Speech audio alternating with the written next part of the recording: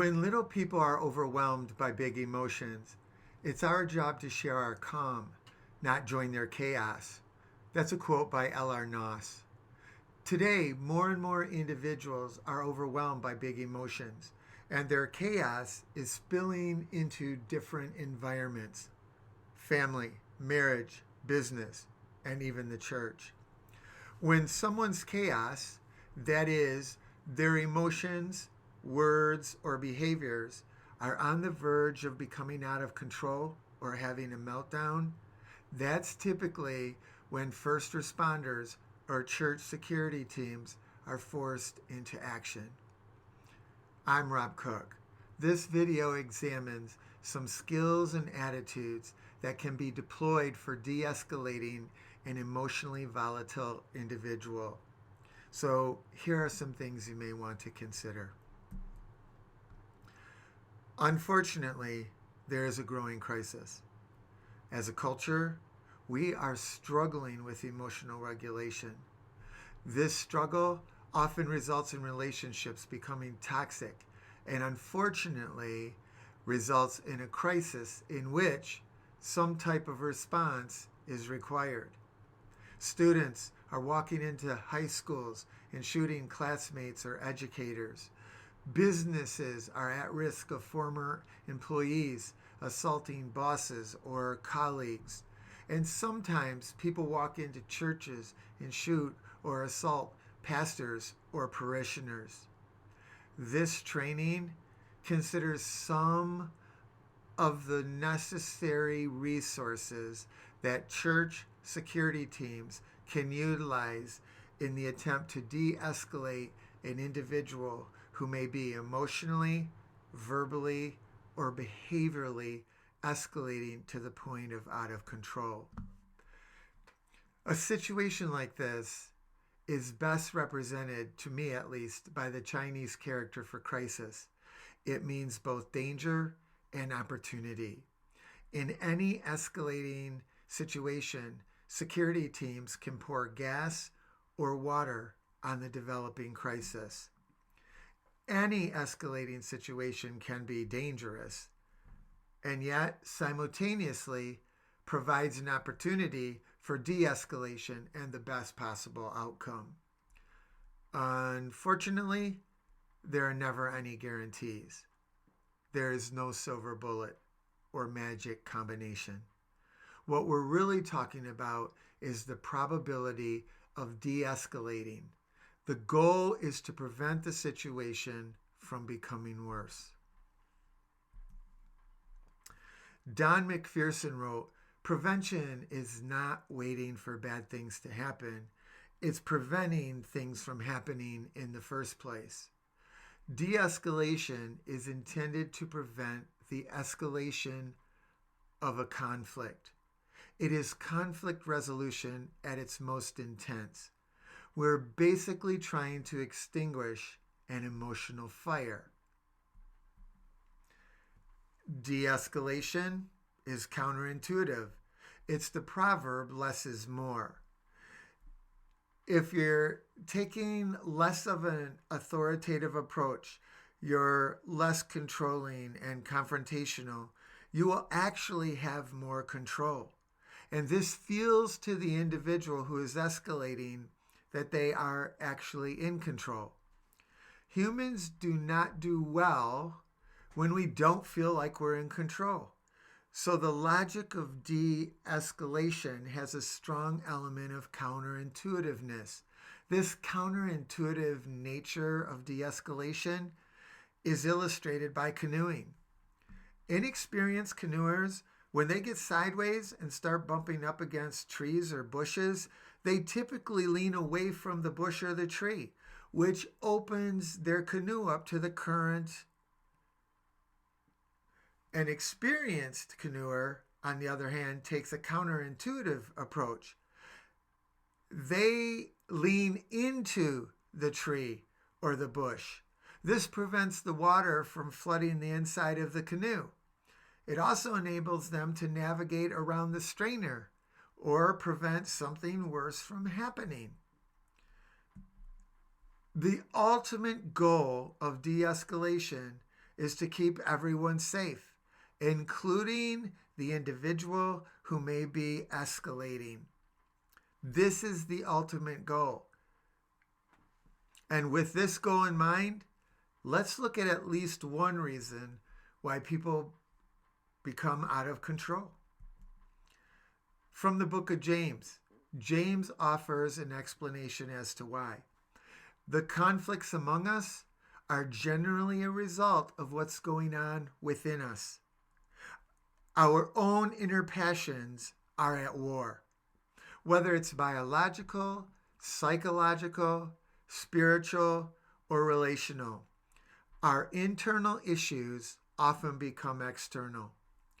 Regardless of why a person is out of control, our focus with the intervention has to be on having an accurate assessment.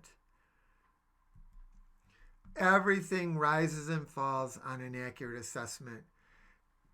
And as a rule, humans are not very competent self-assessors. And escalation or agitation is typically on a spectrum. And when intervening, it's important that our responses be measured to where an individual is at on the spectrum. Identifying the agitation is really the first step in preventing it. It's highly unlikely that individuals go from 0 agitation to 100% agitation in the blink of an eye. I'm not even sure that's possible. What is probable is that they don't recognize how agitated they're becoming. The object at this point of the de-escalation intervention is to prevent the agitation from moving into the severe range. We want to disrupt the agitation and endeavor to keep it in the mild to moderate range. With that in mind, here are some behavioral or verbal cues to look for as a person is becoming more agitated. The de-escalation, though, should not be confused with diagnosing. The goal is to decrease the agitation, not diagnose the person. Our challenge is to keep our focus on preventing the individual from gaining momentum in their agitation, not diagnosing them. A good way to assess and increase the probability of an accurate assessment is to utilize the Be Fast model. Let's take a look at it. The B stands for behavior. You're wanting to note actions and mannerisms and movement. The E stands for emotion. Is it a sustained emotional attitude or feeling? Is it steady? Is it fast-tempoed? What is the tone? The E is for emotions. The F for false beliefs and perceptions. Are their perceptions or beliefs delusional? Or maybe they're having an hallucination. The A for appearances. Note the grooming, the facial expressions, the posture, the dress. These are important cues. S stands for speech. The rate, the volume, the pace. Are there any abnormalities with the way they communicate? And the T stands for thought. Notice, is their thought pattern illogical or logical, or somewhat logical? Most of us make these assessments somewhat unconsciously. When you're in the context of a church security team, it's important to move this assessment equation from the unconscious to the conscious, and this acronym can help you do that.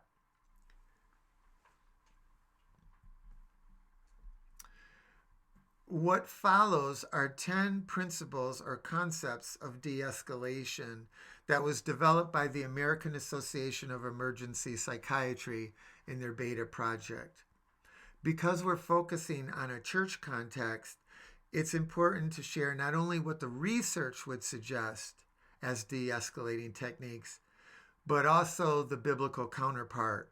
The Bible is filled with solid wisdom for dealing with life and the challenges of this broken planet. So let's take a look. Personal space.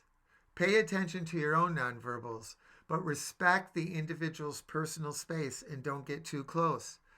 When an individual intrudes in our own personal space, it generally increases our sense of agitation and readies our brain for a protection response, whether the threat is real or imagined. Proverb talks about ancient landmarks, and we should not remove them. Don't remove the landmark of personal space. And a good rule of thumb is 2 arm lengths distance between you and the individual. Be in control. Have a relaxed facial expression. Speak softly, arms uncrossed, hands open, knees slightly bent. Basically, have a relaxed body posture. This is not easy to do against the backdrop of an agitated individual. It requires practice and discipline, just like an athlete would utilize, or Paul references in 1 Corinthians 9:24 and 25. Your strength is your calmness. Talk calmly. Remember, a soft answer turns away wrath, but a harsh word stirs up anger. We're either pouring water or gas on this situation.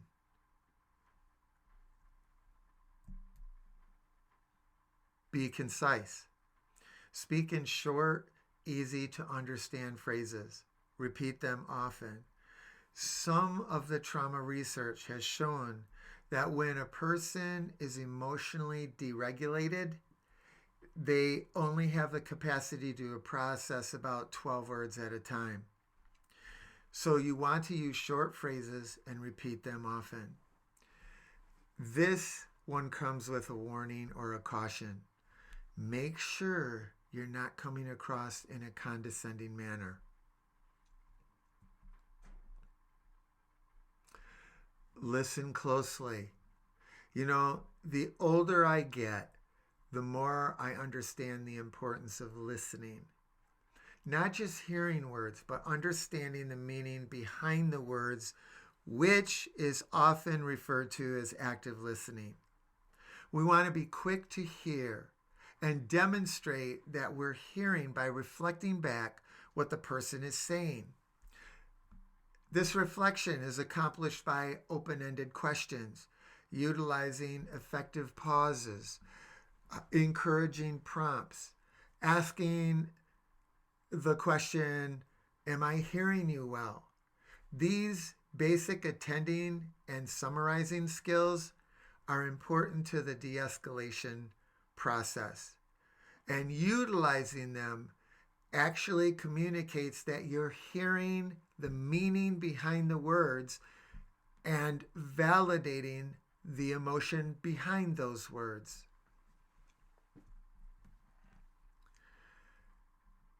Help the individual to identify their wants and feelings. In order to be able to do this, you must first be able to do it for yourself. If you can't identify and appropriately express your own emotions, you will not identify them in others. The reason this identification of wants and feelings is important is that it facilitates being able to communicate and accommodate reasonable requests. This is not the time to enter into a battle for control like we might do with our wife or kids. Agree to disagree. This is a skill that's on the endangered species list in our culture. You want to avoid negative statements or comments, but it is okay to acknowledge that you don't agree with everything being said for a variety of reasons. It's okay for us to disagree. We can, in a respectful way, agree to disagree. Our focus at this point must be on seeking to understand them and having them feel understood, if at all possible. Our objective is not to win them to our way of thinking. It's to de-escalate the emotions. Set clear limits. Don't make demands or give orders. Focus on establishing and utilizing clear limits. Moses set clear limits for the people of Israel in Exodus 19. In escalation, having clear limits and addressing limitations in a calm manner can often facilitate de-escalation. Saying something like, "This is what we have to work with, and I'm hoping you'll work with me," or "I could use your help with this, please." The goal is to set clear limits. Offer choices and optimism. Choices give people a sense of control, and you want to offer hope. Be guarded, though, not to offer false hope or be overly optimistic. The scriptures tell us that hope deferred makes a heart sick. And frequently, when an individual is agitated to the point where they're acting out, the heart is sick and they often have no hope. Using hope is a powerful dynamic of de-escalation. We must be guarded, though. We do not want to offer false hope, only authentic. A false hope may be something like promising them that there won't be consequences for their action. A true or an authentic hope may be something like offering access to services that you know you can provide. Afterwards, you and the team review the event.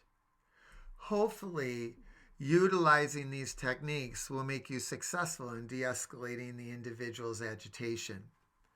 Once it's safe to do so with your entire team, it's important to debrief. Not just what you did well or didn't do well, but debrief the situation's emotions. Finding yourself in a conflict like this is its own form of trauma and risk, and emotions are cumulative. So it's important that you and the team debrief the situation from an emotional perspective. It's not a complete debrief if you don't address the emotionality. Failure to address your own emotions makes it difficult the next time you're called upon to offer de-escalation services. Emotions are cumulative. I want to give you an evidence-based model called CAF. It's a 3-step process that you can utilize as soon as you become aware that something is wrong. I think this model does a good job of providing a framework that can facilitate the de-escalation. So here are the steps, and there's only 3 of them, or phases if you prefer. The C represents calm.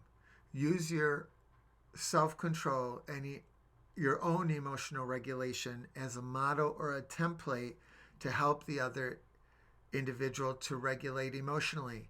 This works. Both scripture and psychology address the importance of modeling and responding calmly to an escalating situation. The C represents calm. The A represents the issue of assessment. To determine the most appropriate response, you have to have an accurate assessment. Remember, agitation is on a spectrum, and your responses should be fluid and appropriate to the goal of emotional regulation depending upon where that individual is on the spectrum. Everything rises and falls on an accurate assessment. A is for assessment. The F represents facilitation, and your goal to promote the most appropriate resolution based on the assessment of facts presented to you. Don't ever promise anything you can't deliver. And remember that perception becomes reality. What we perceive often is our reality. And that's what you're dealing with in this situation, the person's perception of reality. So this CAF model is a benefit or a beneficial model to utilize. Remember, though, with any model you use in de-escalation, whether it's the CAF or a different model, it's a fluid process. The model is intended to provide structure for the intervention, and it also provides a blueprint. Hopefully the model you're using is evidence-based. That increases the probability of success. But the ultimate goal is to enhance the safety and wellness of the individuals that are involved in the situation. And I think the CAF model is as good as any. So I would encourage you to learn it and utilize it or deploy it. The reason we chose to utilize the video format is so that you can go back and study, learn, and practice these concepts. And I would encourage you to practice them with a team member. Practicing these techniques is the best way to utilize and implement them in a difficult situation. It's the only way I know to make them second nature, is to study, to learn, and to practice. I appreciate the time and attention you've taken in watching this training. Additionally, I would like to thank you for the work that you do in protecting the congregation. Your ministry allows us to worship in an environment that is safe, and you guys are always ready to deal with issues as they come up. And I appreciate that and want to thank you.